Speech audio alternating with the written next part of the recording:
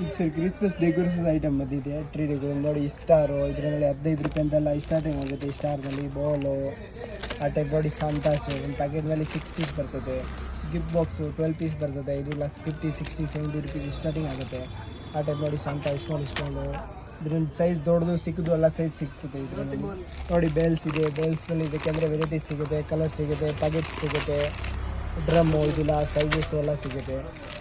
ಆ ಟೈಪ್ ನೋಡಿ. Tree decorative stars, tree topper stars ಇದರಲ್ಲಿ ಎಲ್ಲ ವೆರೈಟೀಸ್ ಸಿಗುತ್ತೆ. ಬೆಲ್ಸು,